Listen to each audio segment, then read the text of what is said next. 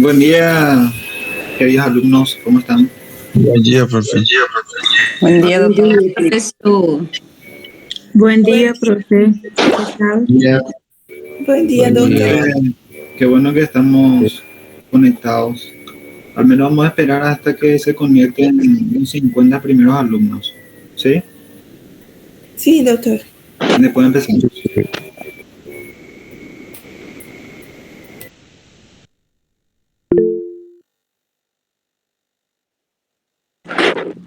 Dormir com tudo isso.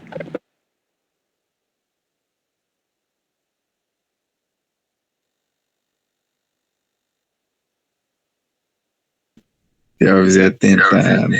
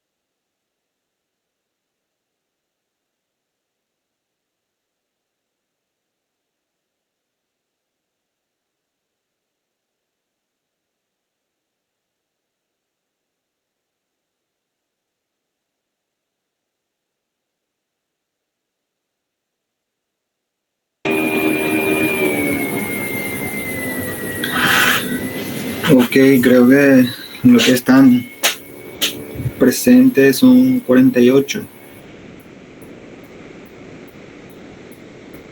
Me imagino que estos son los que se van a presentar para la primera prueba, que sería mañana, ¿verdad? O hay algunos que no se van a presentar.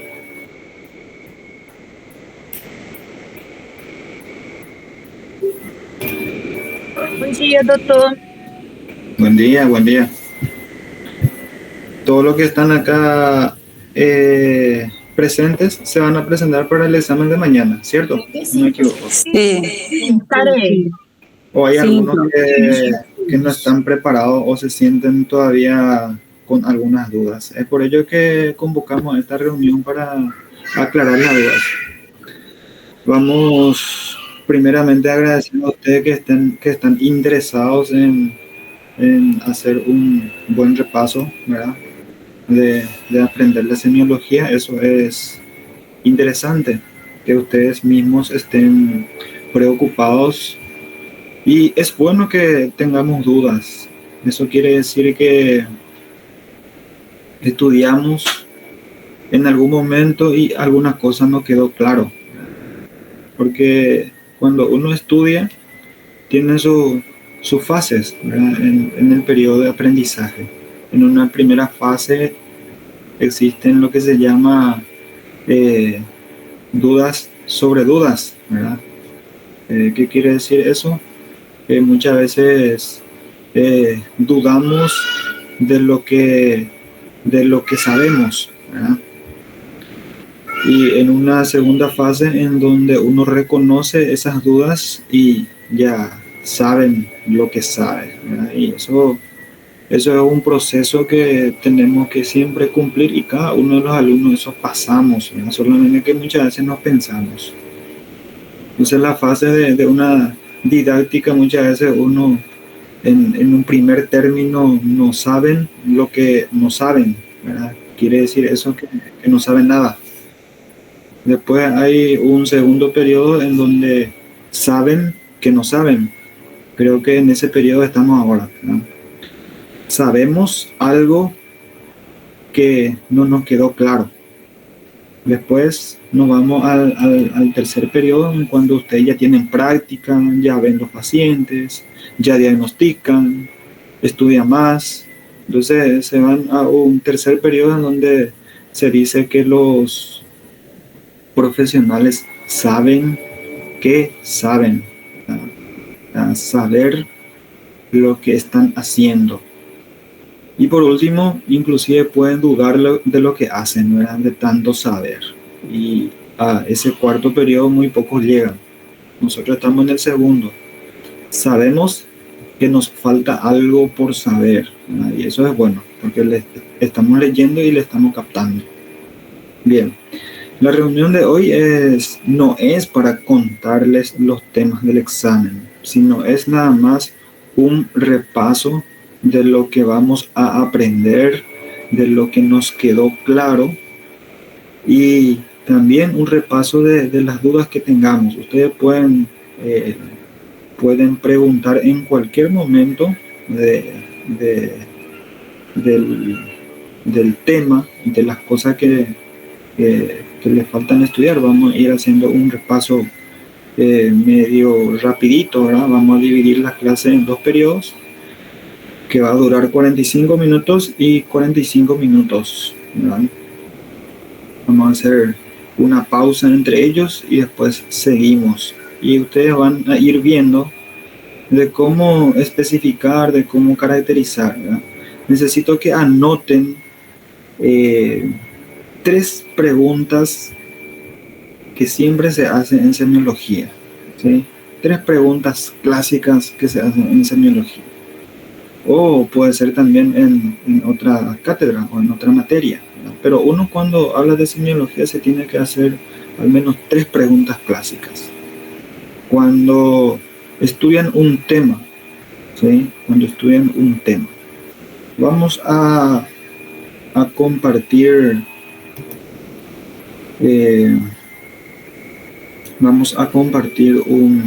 un trabajo, o sea, el libro, una parte del libro, y de ahí vamos a ir viendo, ¿verdad? Bueno.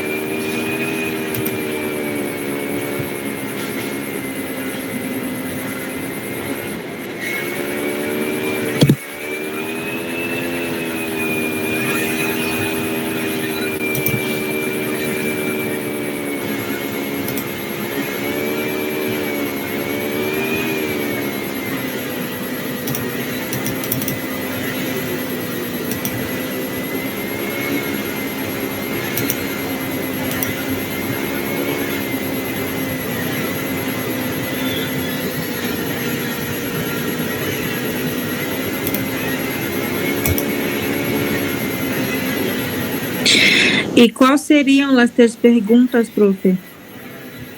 Me esperan un ratito ahí, por favor. Voy a tratar de compartir una parte del libro, porque en realidad lo que vamos a mirar es el libro. Entonces me aguardan un ratito ahí, por favor. Ok, profe. Y ya les digo.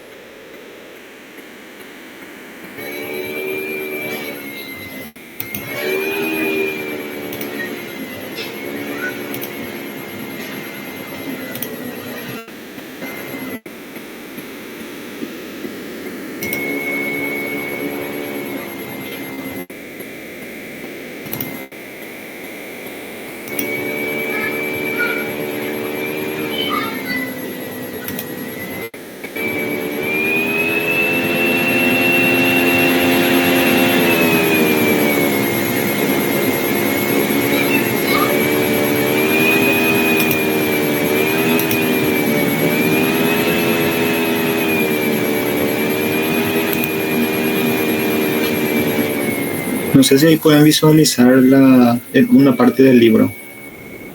Doutor, visualizo. ¿Se visualiza? Ok. Muy bien. Vamos a poner un ejemplo de lo que le dije. Las 3 preguntas clásicas que siempre no se tienen que olvidar ustedes cuando habla de un tema, ¿verdad? Y en semiología también se cumple eso. Por ejemplo, cuando uno habla del dolor, entonces la primera pregunta es ¿qué es el dolor? ¿Verdad? Y ustedes van a encontrar eso en todos los materiales. Primeramente la definición, ¿verdad? Me parece muy práctico hacerse esas preguntas siempre. O cuando hablamos, por ejemplo, de la disnea, entonces uno se pregunta qué es la disnea. Cuando uno habla de, supongámosle, soplo cardíaco. Entonces primero se preguntan qué es el soplo, cómo se define el soplo. Entonces esa sería la primera pregunta. ¿Qué es lo que estamos haciendo? ¿Qué es lo que estamos estudiando? ¿Qué es esa patología? ¿Sí? Entonces esa es la primera pregunta, la primera cuestión cuando uno estudia, ¿verdad? Después vamos a tener acá por ejemplo, en la historia clínica, cuando uno quiere hablar de la historia clínica, entonces primero uno se pregunta, ¿qué es la historia clínica? Ahí se ve la historia clínica, ¿cierto? En la pantalla. Sí. Ok, entonces ahí ustedes se preguntan, ¿qué es la historia clínica? Y acá ustedes van a ver cómo explica eso, ¿verdad? La definición de la historia clínica, ¿sí? La definición de la historia clínica. Y aparte de eso, uno se pregunta y va a la otra siguiente pregunta clásica, ¿sí? Primero, ¿qué es? Y cuando hablamos de algún signo o con algún síntoma, así como el dolor, por ejemplo, entonces la segunda pregunta es, ¿cuál es la característica de ese dolor? ¿Cuál es la característica de la historia clínica? ¿Cuál es la característica de la disnea? ¿O cuáles son las características? ¿Verdad? Si hay muchas características, ¿cuáles son esas características? Primera pregunta, ¿qué es? Segunda pregunta, ¿cuáles son esas características de lo que estamos estudiando? ¿Ok? Si nos vamos a la historia clínica nuevamente, ¿cuáles son las características de la historia clínica? Primero sabemos qué es. Es un documento médico, es un documento científico, es un documento legal, es un documento económico, es un documento humano. Definición primeramente. ¿Cuáles son las características? Y tiene una estructura básica que siempre preguntamos en casi todos los exámenes y casi nunca respondieron bien. Entonces la segunda pregunta, ¿cuáles son esas características? ¿Cómo se estructuran? O en el caso del dolor, en el caso de fiebre, en el caso de ictericia, no sé cuáles son las características de ello. Entonces esa es la segunda pregunta que usted se tiene que hacer.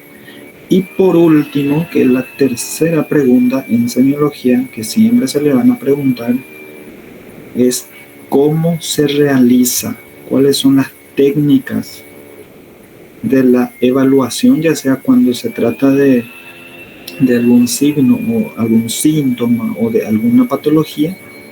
Entonces, ustedes se preguntan, ¿cómo se evalúa? ¿Cómo yo voy a poder evaluar a ese paciente? ¿Cómo voy a abordar a ese paciente? Entonces, respondiendo a estas tres preguntas, ustedes seguramente ya van a estar súper orientados para poder responder y reconocer, o a eso se llama semiografiar una patología, un signo, un síntoma, o si se trata de una historia clínica, por ejemplo, cómo escribirlo. Bien, yo le había pasado este material, entonces me imagino que ustedes ya estuvieron leyendo. Entonces, primera pregunta, ¿qué es la historia clínica? Ustedes responden. ¿Qué o cómo se estructuran esa historia clínica? ¿O cuáles son las características de esa historia clínica? Y por último, ¿cómo se realiza? ¿Cómo se evalúa? ¿Sí? No se olviden de esas tres preguntas, porque generalmente las preguntas en todos los exámenes van a rondar sobre esas tres cuestiones, ¿verdad? Bien, entonces la última pregunta generalmente son lo que complica, ¿verdad? Porque es muy fácil recordar la definición, es muy fácil recordar las características, pero es muy difícil después a la hora de hacer la evaluación, ¿verdad? De cómo se realiza, ¿sí? Primera pregunta, ¿qué es? Segunda pregunta, características, ¿sí? Y la última es cómo se realiza esos procedimientos, cómo se evalúa, ¿verdad? ¿Cómo se realiza? ¿Cuáles son las técnicas? Sería eso, en otra palabra, ¿verdad? Bien, cuando nosotros preguntamos qué es la anamnesis, ¿sí? Y eso es cómo se realiza, ¿sí? ¿Qué se hace? Es la tercera pregunta. Entonces ahí, anamnesis. ¿Cómo se hace la anamnesis? Y ahí van a ver ustedes cómo se define la anamnesis. Y eso se traspola en cada uno de los que vamos a ir evaluando acá en la historia clínica. Entonces cuando uno pregunta, ¿cuáles son los puntos que tengo que evaluar en la anamnesis?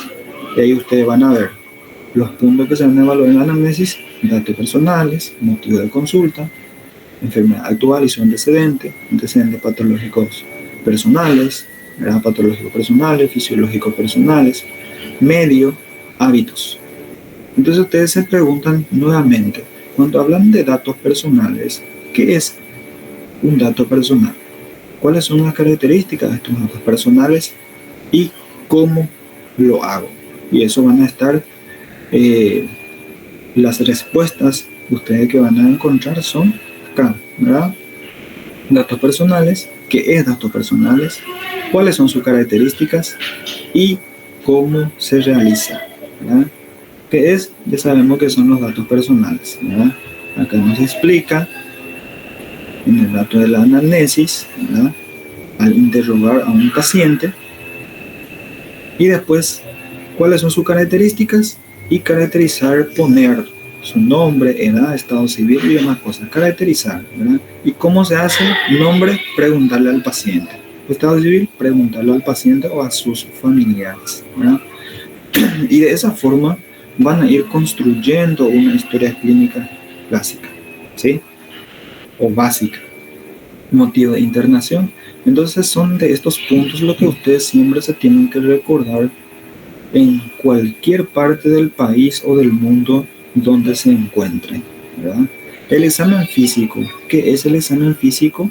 ¿Cuáles son sus características? ¿Cómo se hace? ¿Verdad? Resumen semiológico. ¿Qué es el resumen semiológico? ¿Sí? Y si ustedes quieren saber qué es el resumen semiológico, ustedes van a ir entonces en la definición. A ver un poco.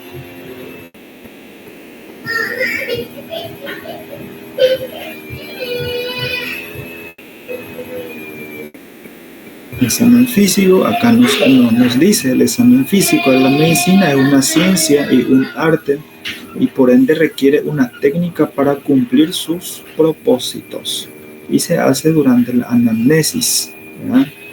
Después nos vamos acá, el examen físico por aparatos y sistemas, y acá tenemos resumen semiológico. ¿Qué es resumen semiológico? Y está constituido por datos positivos de la anamnesis y del examen físico, ¿sí? Los datos que nos interesan a nosotros y que nos orienten hacia una enfermedad. Resulta más útil cuando está escrito en prosa o como un listado de ítems y cumple una doble finalidad. Por un lado, es una historia clínica abreviada o fácil y rápida lectura. Abreviada no significa que se abrevien las palabras. Abreviada significa que en simple palabra, ¿sí? Y por el otro lado sirve para la base de consideraciones diagnósticas, ¿verdad? Entonces, lo que yo necesito para este examen, ¿verdad? Que ustedes sepan esas tres preguntas. ¿Qué es? ¿Cuáles son sus características? Y por último, ¿cómo se realiza? ¿Verdad? Entonces, eso es lo que nosotros primeramente vamos a tener que saber. ¿Está bien? Entonces, historia clínica, como les dije, vamos a sacar una prueba de 10 puntos de todas estas características que dijimos de esta parte, ¿verdad? Después, ¿qué es epicrisis? Constituye un momento intelectivo culminante de la historia clínica. Se confecciona en el momento del alta o fallecimiento. Es muy interesante. Entonces esto se hace al final. La epicrisis se hace al final de todo lo que estemos haciendo con nuestro paciente, ¿verdad? Entonces, ¿qué es primero y cómo se realiza? Y por último, entregar a los pacientes esa hoja y una parte se queda con nosotros. Esa es la epicrisis, ¿verdad? Ok.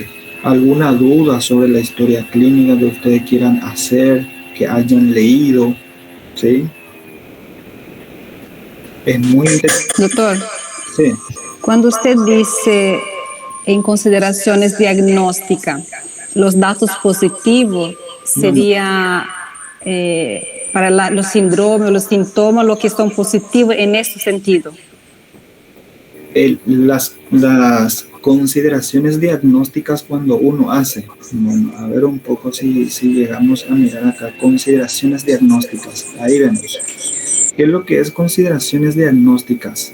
Las consideraciones diagnósticas, acá dice, clínicas, consideraciones clínicas, que muchas veces no se completan, deben representar la parte más importante de la historia clínica. En ella se resumen todas las habilidades y los conocimientos del médico por la realización de una anamnesis y un examen físico adecuado.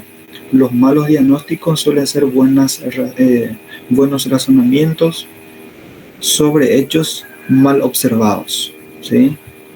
Por ser la base de la toma de decisiones diagnósticas y terapéuticas, constituyen el medio idóneo para optimizar las ecuaciones costo-beneficio y riesgo-beneficio.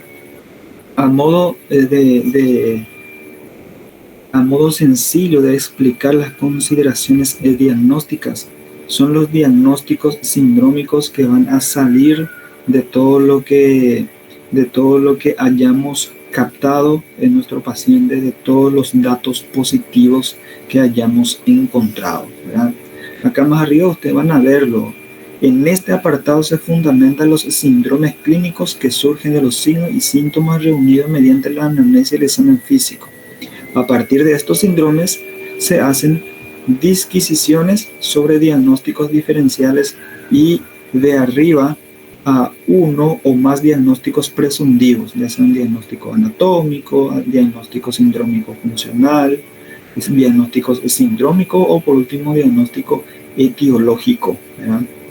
Estos últimos orientan el plan terapéutico y los estudios complementarios necesarios para alcanzar el diagnóstico definitivo. Y vean ustedes de dónde salen para que uno le pueda pedir, por ejemplo, un método auxiliar de diagnóstico.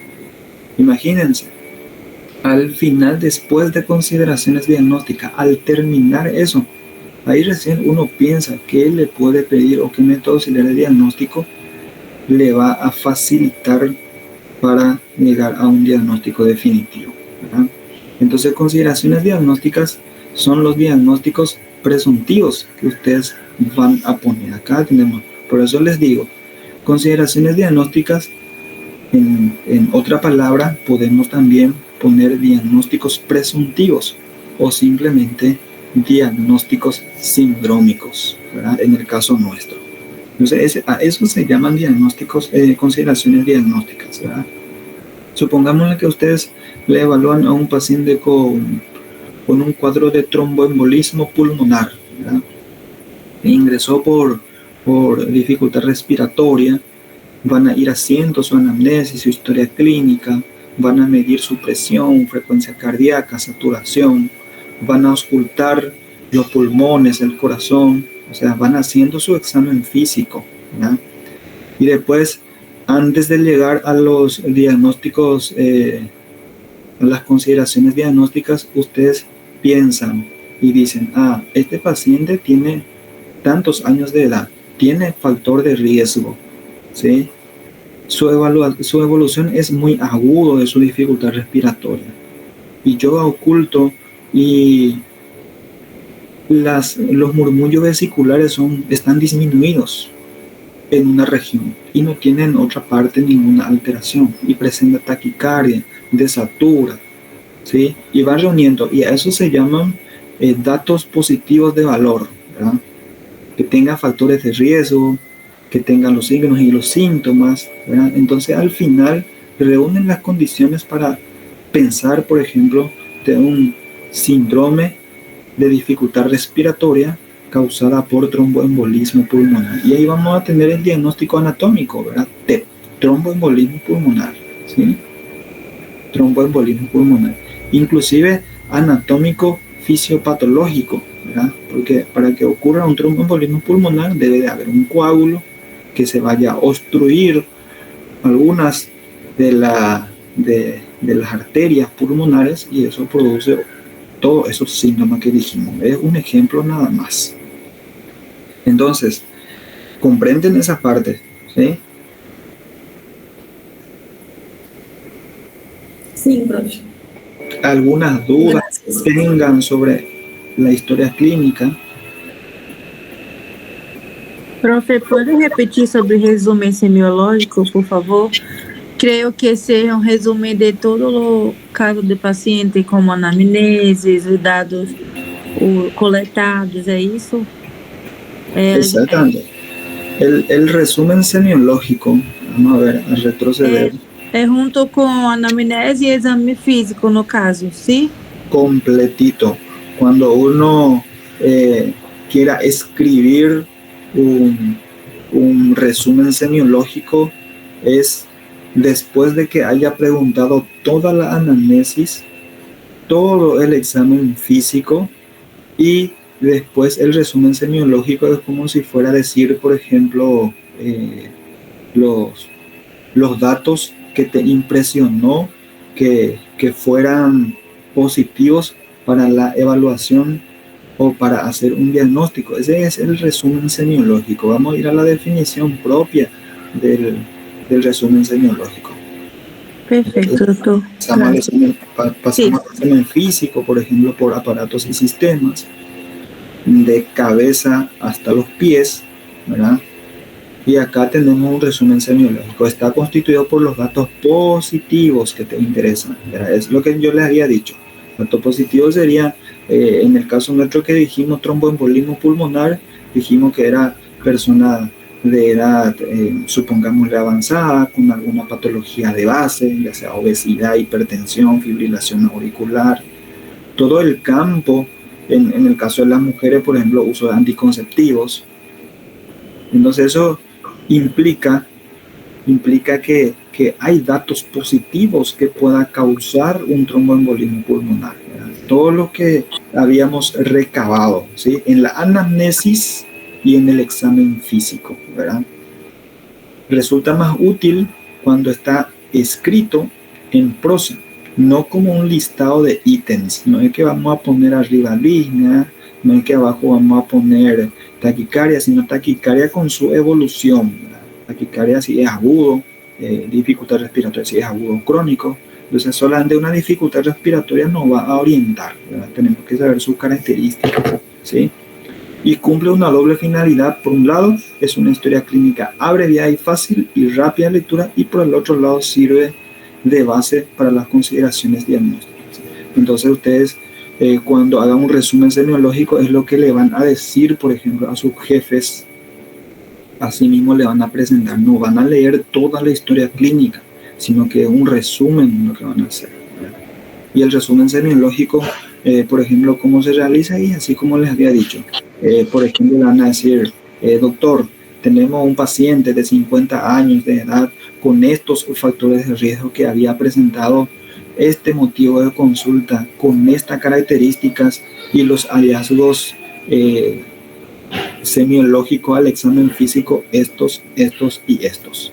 Entonces ahí ya les están orientando acá de forma abreviada y fácil a sus médicos o a sus jefes para poder hacer el diagnóstico correcto de las enfermedades o de las patologías. Esa es la forma de hacer o resumir un dato semiológico, ¿verdad? Resumen semiológico. ¿Algunas otras preguntas? Gracias, doutor. Entonces vean de cómo uno puede hacer. Y en este está bien explícito, por ejemplo, en la evaluación semiológica de los órganos y sistemas, ¿verdad? Imagínense, usted tiene un resumen acá que yo les había pasado, de cómo se evalúa y qué se tiene en cuenta. Y de aquí uno va pasando hacia otro examen físico más amplio, explicar, ¿verdad? Imagínense, acá por ejemplo vamos a obtener en el examen físico evaluación del aparato respiratorio, ¿verdad? Evaluación del aparato respiratorio. ¿Cómo vamos a evaluar o abordar un aparato respiratorio? Primero miramos, ¿verdad? Dijimos eso, no tienen que olvidarse de la forma en que se evalúa la estructura general, es la inspección, la palpación, la percusión y la auscultación, ¿verdad? En el aparato respiratorio. Después miramos y vemos a la inspección que podemos ver. Eso es lo que yo les pregunto siempre en el examen.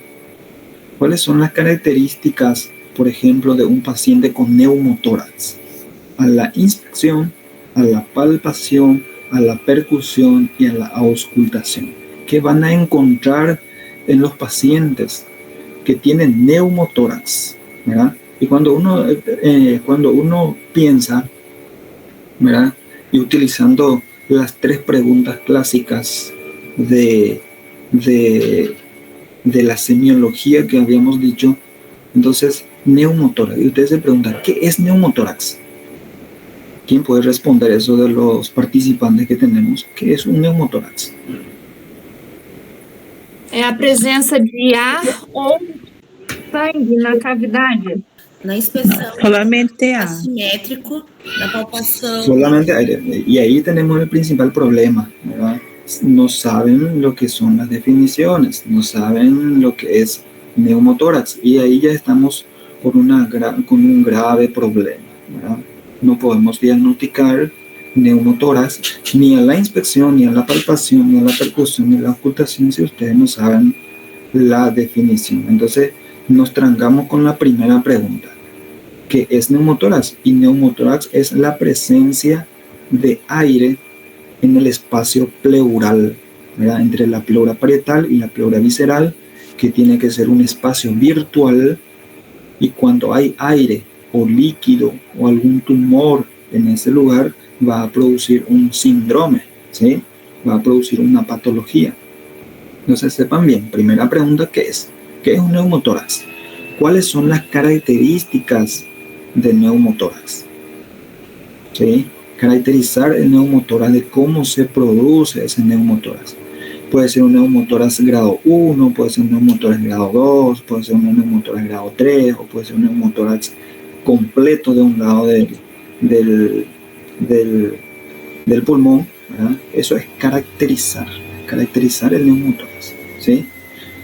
Y después, ¿cómo voy a evaluar a ese paciente que tiene neumotórax? A la inspección, ¿qué voy a mirar? Voy a mirar qué tipo de tórax tiene mi paciente, la frecuencia respiratoria que tiene. Por eso siempre yo les pregunto, ¿cuáles son los tipos respiratorios que ustedes conocen? En los masculinos puede ser costal abdominal, femenino, puede ser costal superior, y puede ser modificado por la patología torácica o abdominal. Y van a tener los otros distintos tipos de tipo respiratorio patológico, ¿verdad? Estos son los fisiológicos, y los patológicos ahí van a encontrar los Raynaud-Stokes, pueden encontrar los tipos respiratorios Biot, Kussmaul y demás. Esos son patológicos, estos son fisiológicos, ¿verdad? Después vamos a tener frecuencia respiratoria. ¿Cómo va a estar la frecuencia respiratoria de un paciente con neumotórax, por ejemplo? Y bien sabemos que toda patología pulmonar va a producir una dificultad respiratoria, ¿verdad? Sería ataque apneico. Sí. Entonces, ¿y cuál es la frecuencia respiratoria normal? Es aproximadamente 18, dice acá en la bibliografía, ¿verdad? Respiraciones por minuto, que puede variar de 12 a 24. Taquimia cuando hay aumento de la frecuencia respiratoria, y bradimia cuando hay disminución de la frecuencia respiratoria, ¿sí? Profundidad respiratoria. La respiración puede ser superficial, hipopnea, o pueden ser profunda, batimnea. Entonces, todas esas definiciones, todos estos términos hay que reconocer, y eso a cabalidad, ¿verdad? No podemos nosotros hablar de hipopnea si no sabemos qué significa hipopnea. Entonces uno tiene que decir, y se va a la pregunta, ¿qué es? ¿Sí? ¿Qué es? ¿Cuáles son las características de la hipopnea? Y la hipopnea es la respiración superficial, ¿verdad? Entonces tiene una hipopnea que la respiración no es normal. ¿Y cómo se evalúa? A la inspección, ¿verdad? Mirándole al paciente y ve si tiene hipopnea o profunda batipnea. Entonces ustedes van a reconocer. Tienen que saber, por ejemplo, bradipnea, hipopnea, taquipnea, batipnea. Son esas características semiológicas que vamos a tener que acostumbrar a utilizar esos términos. ¿Sí? Nosotros en medicina utilizamos términos médicos para poder hacer las evaluaciones. ¿Ok? Entonces nos vamos después, siempre en el aparato respiratorio, nos vamos después a la palpación, ¿verdad? A la palpación. Se buscará cambios de temperatura, nódulos, puntos dolorosos, o la sensibilidad dolorosa, y se explorará la expansión de los vértices y las bases, la elasticidad torácica y las vibraciones vocales. Miren qué tan importante en este apartado de la historia clínica, que ustedes van a ir evaluándolo, ¿verdad? Y ya se resumen, ¿verdad? Ya se resumen acá en la palpación que vamos a ver, o sea, que vamos a encontrar a la palpación, qué datos podemos sacar. Podemos sacar la temperatura, algunas tumoraciones, nódulos, puntos dolorosos, expansión, elasticidad y vibraciones vocales. Fíjense qué tan importante es el leer creo que tiene como 20 hojas por ahí esta primera parte de la historia clínica que resume completito lo que tenemos que hacer con nuestro paciente, ¿verdad? Por eso insisto mucho en que lean este apartado, ¿sí? Y después si uno quiere ampliar, por ejemplo, a la palpación de la parte torácica o a la inspección, los tipos respiratorios, si quieren ampliar más, entonces van al apartado de la semiología respiratoria. Este es un resumen, ¿sí? Van al apartado de la semiología respiratoria. Y creo que nos vamos acá y te van a encontrar. Vamos a buscar semiología respiratoria. Acá. Semiología respiratoria. Y ustedes van a ampliar eso, ¿verdad? Descender respiratorio. El examen físico del aparato respiratorio, ¿sí? Y ahí van ustedes a ver más a la inspección, ¿sí? Ustedes estuvieron acá a la inspección y quieren aclarar cada uno de estos puntos. Y van en ese apartado donde es más general del aparato respiratorio y van a ver ustedes a la inspección qué podemos observar, ¿verdad? ¿Qué podemos ver? Inclusive al mirar el tórax podemos sacar el estado de nutrición, coloración de piel, la respiración de los labios fruncidos, a los signos de dificultad respiratoria. En el tórax podemos ver cómo el tórax se expande, ¿verdad? Cómo se mueve el tórax, si se mueve de forma bilateral o solamente un lado se moviliza mejor y el otro lado está paralizado. Podemos ver las características de tórax en tonel o en tórax enfisematoso. Eso todo se ve en la inspección, ¿verdad? Ahí vamos a ver el tipo respiratorio, costal superior en la mujer, costal abdominal en el hombre, abdominal en el niño, ¿verdad?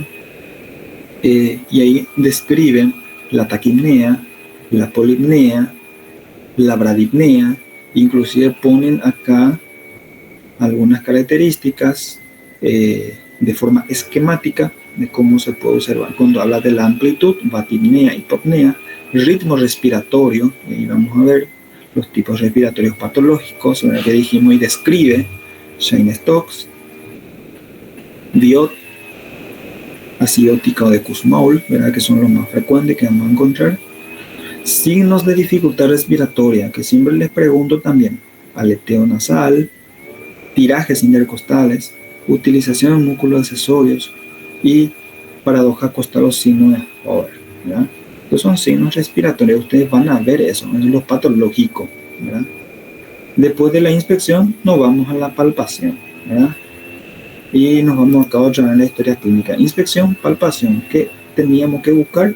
Teníamos que buscar acá la temperatura, nódulos, puntos dolorosos, expansión, elasticidad torácica, vibraciones vocales, ¿verdad? Y nos vamos acá otra vez.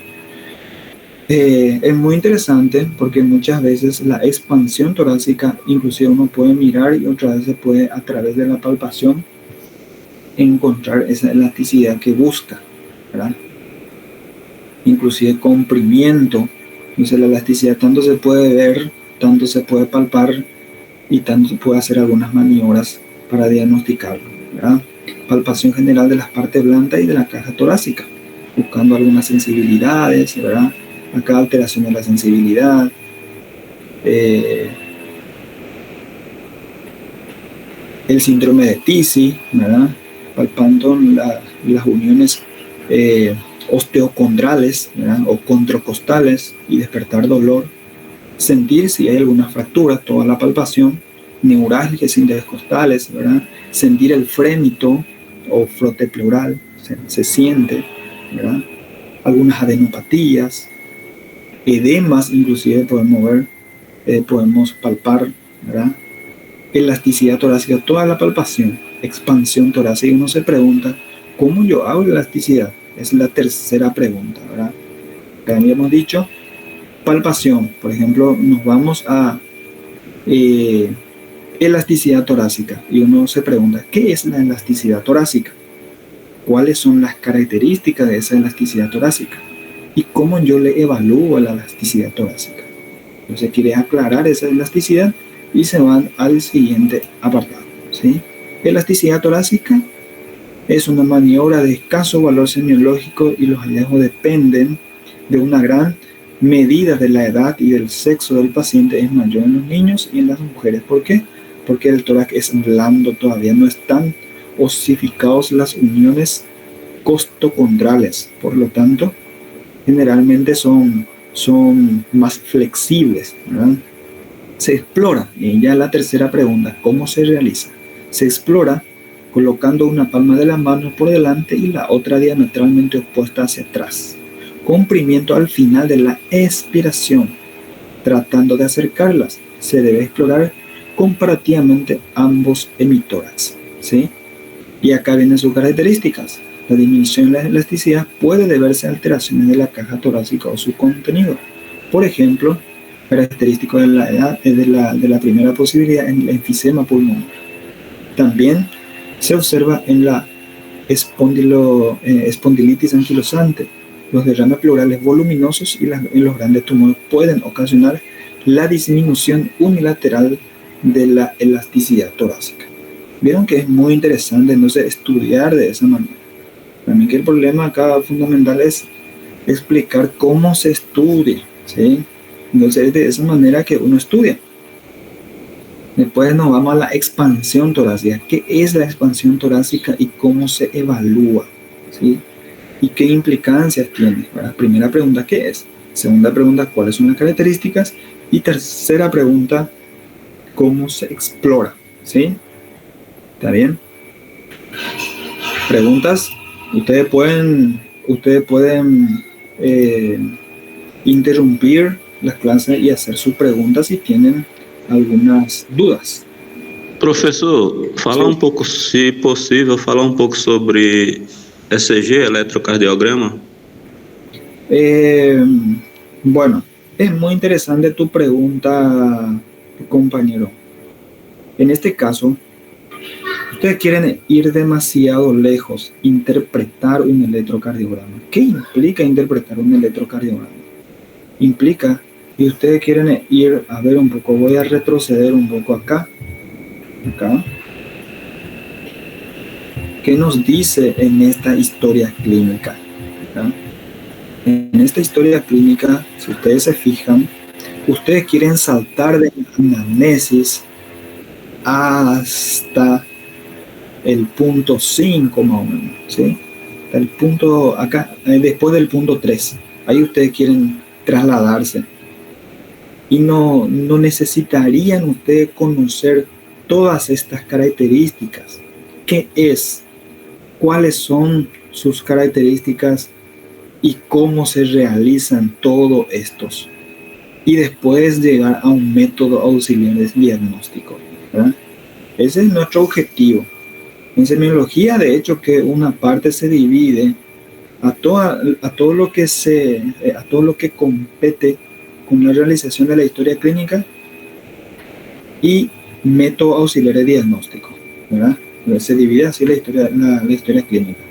Pero ustedes tienen que conocer primero todos estos datos valiosísimos que le van a sugerir el 80 al 85% de los diagnósticos, ¿sí? Y después pasar a un método auxiliar de diagnóstico, ¿sí? Y los métodos auxiliares de diagnóstico que tenemos generalmente son los análisis de sangre, las imágenes, que incluye ahí el electrocardiograma, ¿verdad? No traten de hacer un electrocardiograma a un paciente que no necesita, ¿verdad? Entonces la interpretación implica mucho más de lo que tenemos que realizar acá en la semiología, ¿verdad? Semiología. Ahora bien, si ustedes le conocen a un paciente y sospechan, acá tienen en el resumen de diagnósticos, consideraciones diagnósticas, y ahí ustedes ponen, por ejemplo, un síndrome, algún tipo de síndrome cardiovascular, ¿verdad? Que puede ser o una angina estable, una angina inestable, una fibrilación auricular, un bloqueo o un infarto o de miocardio. Entonces ahí ustedes van a pedir ese electrocardiograma. No todos los pacientes necesitan el electrocardiograma. No traten de querer interpretar y ustedes saltan todos estos datos que tenemos acá, que son de vital importancia, ¿verdad? Por lo que veo y por lo que siento, ¿verdad? Que le interesan más métodos auxiliares de diagnósticos que la propia evaluación del paciente, ¿sí? Muchas veces los pacientes inclusive se sienten mejor cuando un médico dice que ni le tocan sus médicos, ¿sí? Y a veces les siente mejor cuando un médico le evalúa, le pregunta, toca, siente, ¿verdad? Y muchas veces se sienten aliviados los pacientes porque encuentran consuelo con tan solo hacer esas evaluaciones semiológicas, ¿verdad? Y ahí no encontramos ninguna patología y los pacientes se van a su casa y dicen que se sienten mejor, ¿verdad? ¿Por qué? Porque hubo alguien que le escuchó y hubo alguien que comprendió su situación, ¿verdad? Y entonces ustedes le explican que no tiene ninguna patología y entonces se siente mucho mejor, ¿sí? O si no tiene ninguna patología de gravedad. Eso es muy interesante. No sé si respondí con eso tu pregunta, compañero.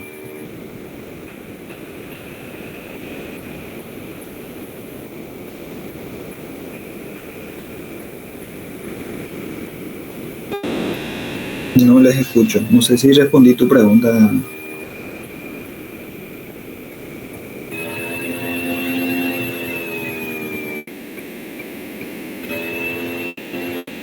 Sí, profesor, respondeu. La cuestión del electrocardiograma es un poco difícil la interpretación, ¿verdad? Porque primeramente hay que reconocer lo básico, lo normal de un electrocardiograma para poder interpretarlo, ¿verdad? Y eso quedaría a cargo de ustedes. Nosotros estamos en semiología 1, no importa. En la semiología 2 vamos a seguramente tener alguna oportunidad de volver a tocar el tema del electrocardiograma cuando miremos los métodos auxiliares de diagnósticos, ¿no? Entonces no se preocupen de eso. Traten de leer nada más lo que le dimos en las clases. No vamos a sobrepasar eso. Entonces miren eso, ¿sí? Ok, entonces nos vamos acá. Que cada órgano y sistema ustedes se tienen que recordar primero la inspección, la palpación, la percusión y la explicación, ¿sí? Cuando yo les pregunto sobre alguna patología, como por ejemplo, supongámosle una insuficiencia cardíaca, yo le digo, ¿cuál es? El auricular de alguien, o sea, el micrófono de alguien está abierto. ¿Pueden apagar, por favor? Entonces, cuando yo le pregunto de la característica de una patología, como el caso que dimos del tromboembolismo pulmonar o de un paciente con neumotórax, ¿cuáles son las características? Entonces ustedes, semiológicas, entonces ustedes van a poner a la inspección qué se ve en esa patología o qué podemos observar. Pongámosle un neumotórax, ¿sí? A la inspección que vamos a ver nosotros. Y dijimos que a la inspección podemos poner todo lo que se puede ver: frecuencia respiratoria, tipo de tórax, simetría, coloración inclusive, ¿verdad? Se les explica todito eso, los tipos respiratorios que presenta. Entonces eso es a la inspección, ¿verdad? La inspección que podemos inspeccionar, ¿sí? Después es su segunda característica, la palpación, que sentimos y que vamos a palpar. Y ahí vamos a ir en el aparato respiratorio y que vamos a palpar, ¿sí? Elasticidad y demás cosas, todo pueden describir ustedes. Vibraciones vocales, ¿sí? Vibraciones vocales, cómo se siente en un paciente con neumotórax. Y cuando tiene un neumotórax hay que recordar del lado afecto, ¿verdad? Del lado afecto. Si tiene un neumotórax bilateral va a ser medio difícil con los pacientes porque posiblemente no sobreviva. Generalmente los neumotórax son de un solo lado. Entonces vemos ahí las vibraciones vocales, se originan en las cuerdas vocales. Primero saber qué es vibraciones vocales, ¿sí? No traten de diagnosticar ninguna enfermedad si no saben estas definiciones. Vibraciones vocales, ¿qué es? Y cómo se evalúa, ¿verdad? Palpando a los pacientes. Acá tenemos en este cuadrito, vibraciones vocales son más notorias en el hombre que en la mujer, ya que estos tienen un tono de voz más bajo que se conduce mejor a través del tejido pulmonar que los tonos más altos. Por ese motivo, la vibración vocal es prácticamente imperceptible en las personas sanas con un tono de voz muy alto o con las paredes torácicas muy gruesas, de manera que solo puede considerarse un hallazgo anormal o simetría en su palpación, ¿verdad? Entonces, palpar vibraciones vocales. Las vibraciones vocales, ¿cuáles son sus características? Primero, ¿qué es? ¿Cuáles son sus características? ¿Sí? Puede estar aumentado, puede estar disminuido, ¿verdad? Vibraciones, aumento de vibraciones vocales. Acá tenemos disminuidos vibraciones vocales, ¿en qué patología? Y pueden encontrar abolido, ¿en qué condiciones? ¿Verdad? Abolido podemos encontrar en los pacientes, acá tenemos ejemplos de derrames pleurales voluminosos y el neumotórax total, ¿sí? Entonces eso es lo que tenemos que abordar siempre, conocer qué hay vibraciones vocales, cuáles son sus características y cómo se evalúan. Eso es semiología, ¿sí? Percusión, ¿sí? Quimoinspección, palpación, y ahora llegamos a la percusión, ¿verdad? A la percusión. Y a la percusión, generalmente lo que vamos a tratar de ver es, vamos a tratar de identificar son los sonidos percutorios a la percusión, ¿verdad? Entonces, ¿qué es la percusión? Al percutir se hacen vibrar cuerdas elásticas que emiten ondas sonoras. Estas se propagan a través del aire llegando al oído. Producen en él la sensación de sonido, por lo tanto la percusión permite la audición de los sonidos, ¿verdad? La audición de la característica de los sonidos generados al golpear determinadas zonas de la superficie corporal, ¿sí? Vamos a tener que saber la topografía de la percusión, ¿sí? ¿Dónde vamos a percutir? ¿Qué datos vamos a encontrar a la percusión? ¿Sí?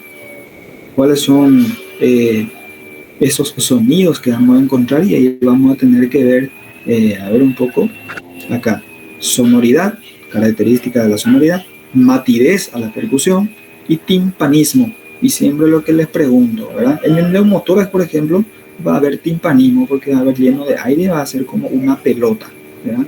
Va a ser como una pelota, lleno de aire, ¿sí?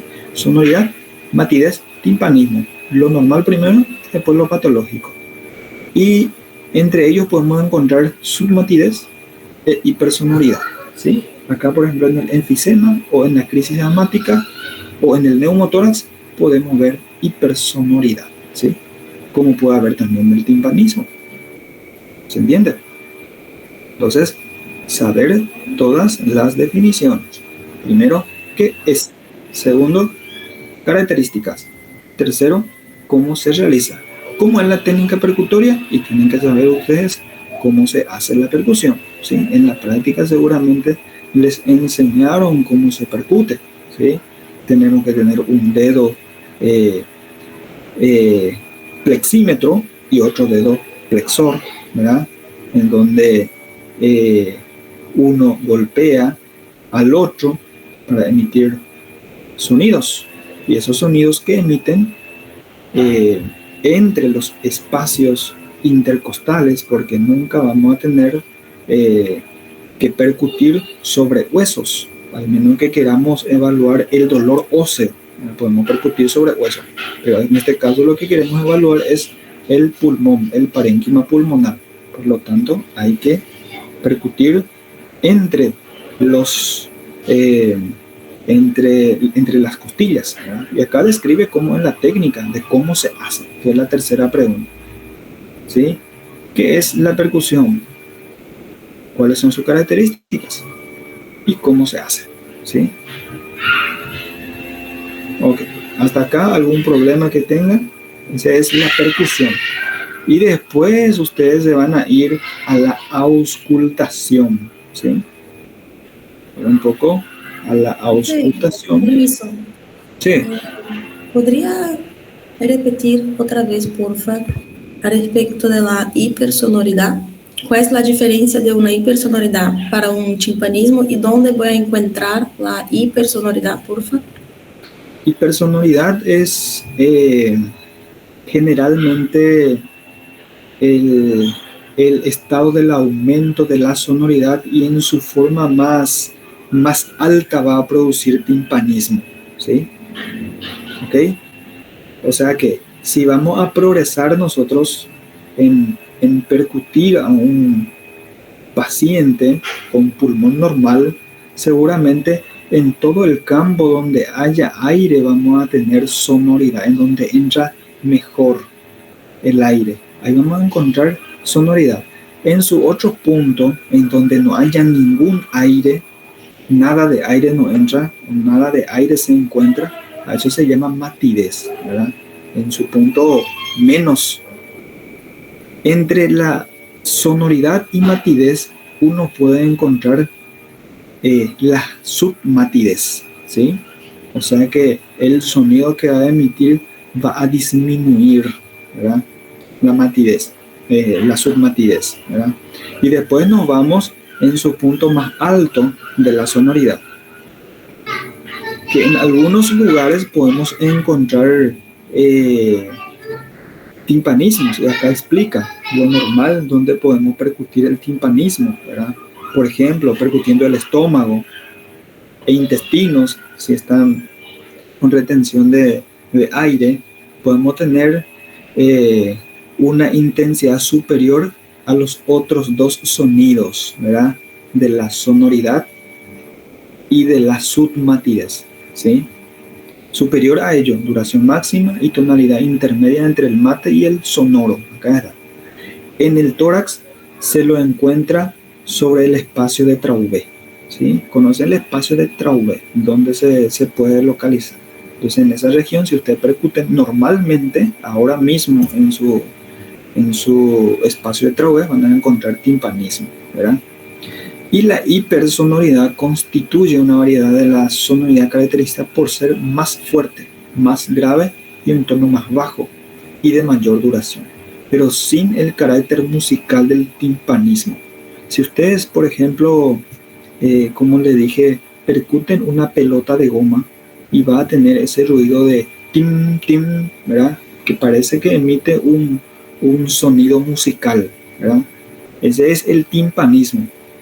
Se encuentra en pulmones hiperaireados como enfisema y crisis de asma y en el neumotórax, dependiendo, ¿verdad? Profesor, sí. Entonces, a ver si comprendí. Entonces, en el neumotórax, en la percusión, ¿puedo encontrar la hipersonoridad, así como en el asma? El timpanismo. No, estaba diciendo Siendo sobre la hipersonoridad, ¿verdad? Sí, sí. Y me dio los ejemplos de dónde puedo encontrar en la percusión, o sea, neumotórax. Ok.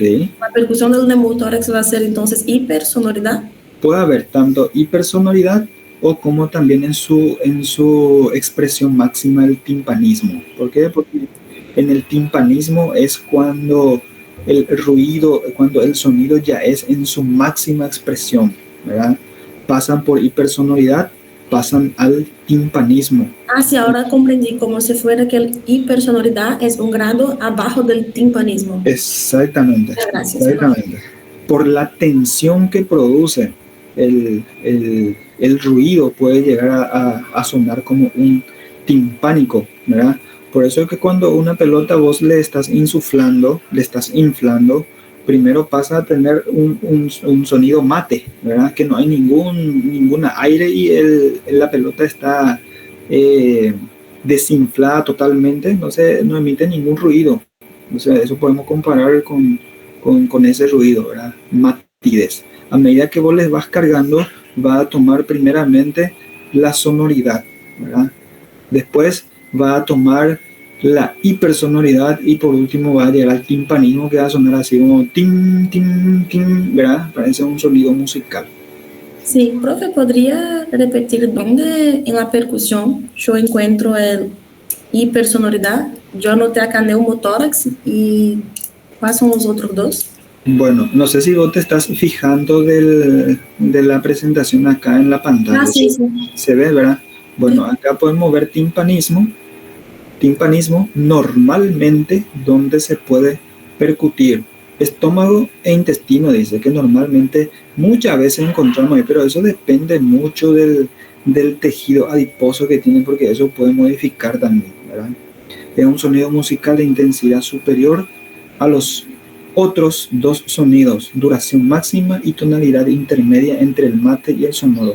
En el tórax se encuentra en el espacio de Traube, ¿sí? Ese es el timpanismo. Normalmente vamos a encontrar el espacio de Traube, donde estómago y donde intestino, normalmente, ¿verdad? Puede haber. O sea que si en esos lugares yo percuto, si no encuentro, no hay ningún problema.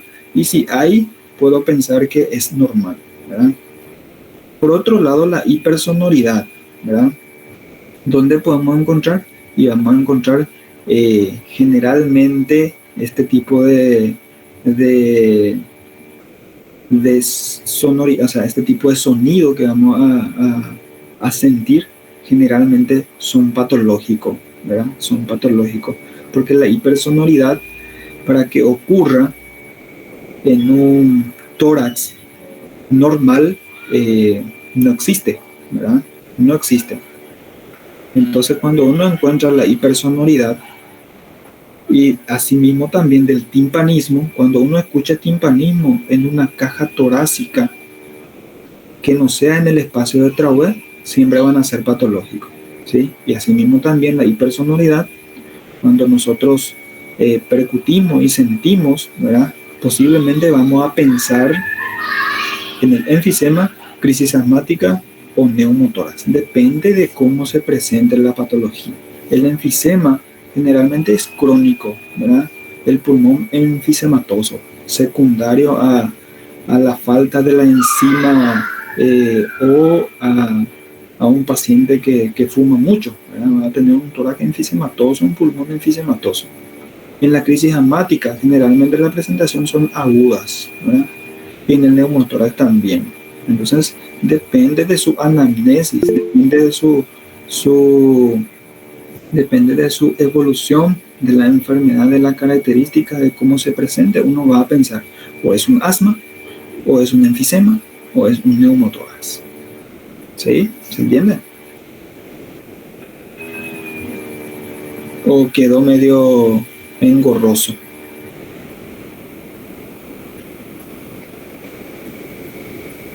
Está bien, doctor. Está bien, excelente, entonces vamos avanzando. Entonces ustedes se guían siempre de su historia clínica. Inspección, palpación, percusión y ocultación. Caracterizar cada uno de ellos, saber sus definiciones, lo normal y lo patológico. Sí. Por favor, em el espaço de Traube, Sí, eu vou encontrar submatidez e timpanismo. no. En el espacio de Traube lo que vas a encontrar un timpanismo. ¿Por qué? Porque ¿qué es lo que significa el espacio de Traube para usted? É uma transição entre hígado, é uma transição entre pulmão e hígado. Doutor, é o fundo gástrico? Exactamente, es el fondo gástrico. Generalmente cuando un paciente está en posición de sentado. E o estômago é um órgão oco, então ele é timpanismo. Sim, sim. Vamos a mirar acá en una imagen, espacio de trabajo para que entiendan mejor.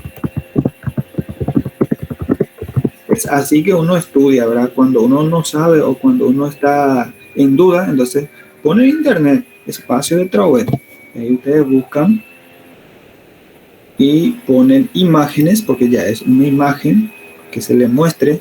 Y acá nos van a mostrar, vamos a ver una imagen que nos oriente mejor en la práctica semiológica y ahí vamos a encontrar, ¿verdad?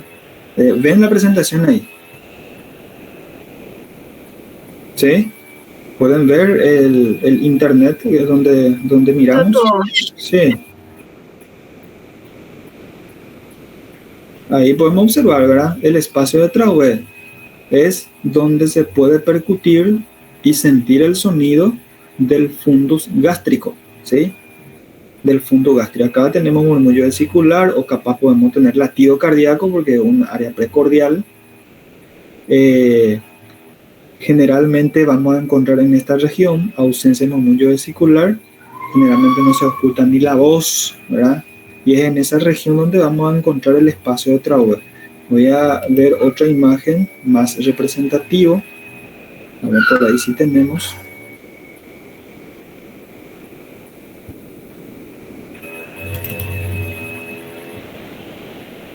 Acá tenemos la imagen, ¿verdad? Donde hay una transición. Cuando percutimos sobre el estómago, una parte van a encontrar que va a tener aire en el fundus y una parte en donde van a tener alimentos o líquidos o jugo gástrico, en donde no va a emitir ningún ruido, ¿sí? O si emite va a emitir un ruido sonoro, ¿verdad? Y en la parte del fundus podemos encontrar el timpanismo, ¿verdad? Que hay mucho aire en esa región y van a percutir y van a sentir el espacio de Traube, ¿verdad? ¿Se entiende? Sí, quedó claro. Excelente. Ok, Gracias. nos vamos acá otra vez entonces reconocer todas esas características, definiciones primeramente, ¿verdad? Y por el segundo, sus características, y por el otro es cómo se realiza, la técnica de cómo se realiza, ¿verdad? Nos vamos otra vez a la historia clínica y vamos a ir discutiendo estos casos, ¿verdad? Discutiendo estos casos. Llegamos a la palpación, percusión, acá dice luego sonoridad, matidez, submatidez, y ya sea en pulmón, inclusive la percusión podemos ver en muchas regiones, ¿verdad? Y por último la auscultación, ¿verdad? Y la auscultación que vamos a tener, primero reconozcamos los ruidos normales, ¿verdad? El murmullo vesicular, ¿verdad? Respiración laringotraqueal y la respiración broncovesicular. Esas son las primeras características que uno tiene que saber referenciar, saber diagnosticar. Y la aparición de otros ruidos agregados, ¿verdad? Que ya van a ser patológicos. Estertores, protes, puede haber sibilancias, ¿verdad? Dentro de los estertores puede haber soplos, ¿verdad? También la ocultación pulmonar. Entonces ustedes tienen que saber, cuando habla de la respiración del murmullo vesicular, ¿qué es el murmullo vesicular? ¿Cuáles son sus características? Es el ruido que hacen los alvéolos al distenderse en la inspiración. Sí, a la inspiración, ¿verdad? Es lo que va a referir de cómo está el estado del, de los alveolos, ¿verdad? El estado alveolar es lo que va a caracterizar y es lo que va a emitir eso a través de la auscultación. Uno va a sentir. Acá tenemos, ¿verdad? Murmullo vesicular. Este es en el apartado del libro respiratorio, ¿verdad? Murmullo vesicular. Se lo percibe en todas las partes en lo que el pulmón normal está en contacto con la pared torácica. Se origina en las porciones periféricas del pulmón, cerca de donde se coloca el estetoscopio. Es el resultado de la suma de los ruidos elementales producidos por el aire al ser inspirado, es lo que dijo la compañera, a la inspiración, por millones de alveolos que se distienden bruscamente a la inspiración. Y ese es el mecanismo de cómo se produce.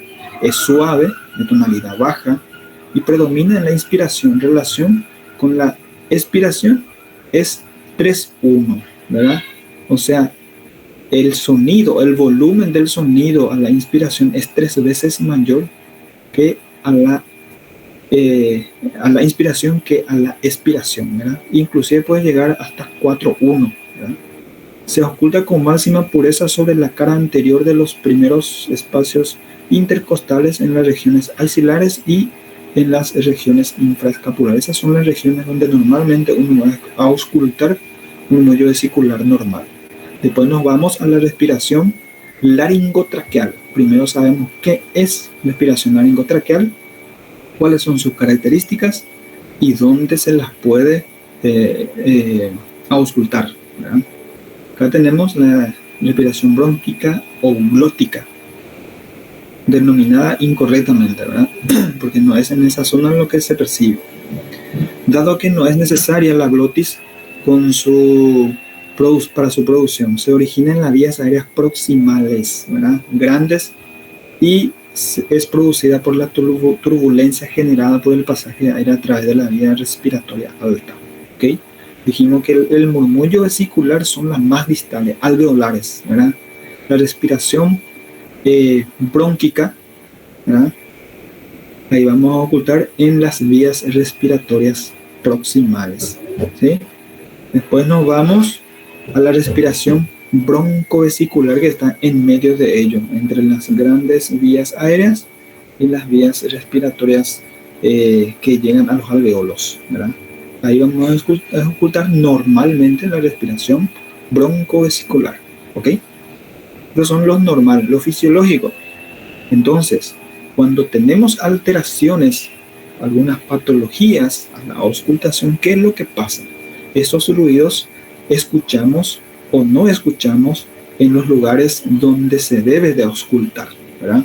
Puede haber alteraciones cuantitativas del murmullo vesicular, y ahí cuando habla de cuantificar, habla de la totalidad de lo que se puede auscultar. Puede ser normal, puede ser disminuido, puede ser abolido, o tanto puede ser aumentado, ¿sí?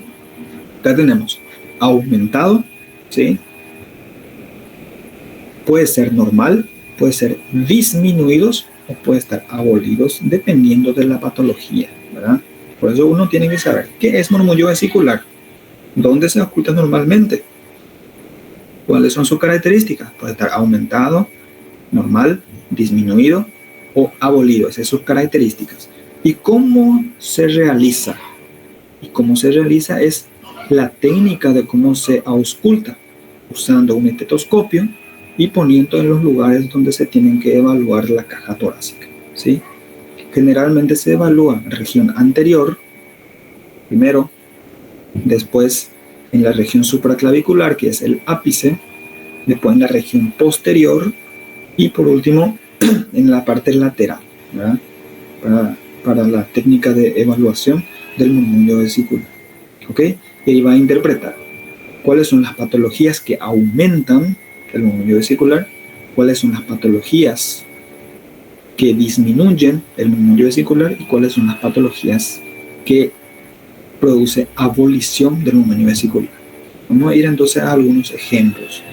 Por ahí si tenemos algún cuadro. No tenemos algún cuadro acá. Pero vamos a ir a las patologías. Acá, aumento del movimiento vesicular. ¿En qué caso puede haber? Puede haber en lo que tienen respiración de Kussmaul, ¿verdad? Una respiración aumentado de la amplitud inspiratoria, ¿verdad?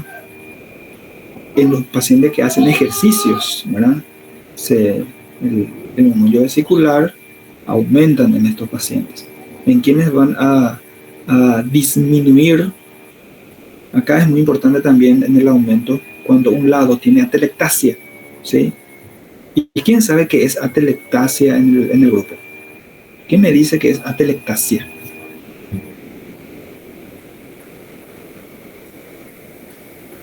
É o colabamento dos alvéolos. Exactamente, un colapso de los alvéolos y donde no entran aire, ¿sí? Se colapsa y no entra aire.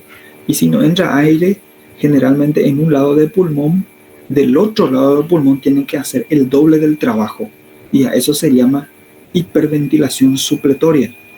Cuando un lado del pulmón no funciona y del otro lado trata de hacer el doble de ese trabajo, entonces de ese lado van a encontrar hiperventilado, ¿sí? Tratando de suplir el trabajo del pulmón no funcionante. Entonces a eso se llama hiperventilación supletoria. Le suple el pulmón sano al otro enfermo. Entonces del lado del pulmón sano vamos a encontrar aumento en movimiento vesicular y el pulmón enfermo, si es por atelectasia o si es por derrame pleural masivo o si es por neumotórax, vamos a tener murmullo vesicular abolido, ¿sí? Abolido. Profe, la atelectasia puede ocurrir por surfactante, disminución de surfactante. Claro, es una de las etiologías que puede ser disminución de surfactante, puede ocurrir por una obstrucción tanto de la vía respiratoria del pulmón enfermo, puede ocurrir por una oclusión arterial, ¿verdad? Puede no haber o puede producir un edema de ese alveolo y puede disminuir o producir un murmullo vesicular abolido, ¿verdad? Entonces, varias son las causas en donde ustedes pueden encontrar. Después nos vamos siguiendo ese esquema, ¿verdad? Professor, no caso, quando tem essa compensação, também tem aumento das vibrações vocais? Cuando tenemos una respiración supletoria, ¿vos decís? Sim, no caso, quando tem um aumento, essa compensação,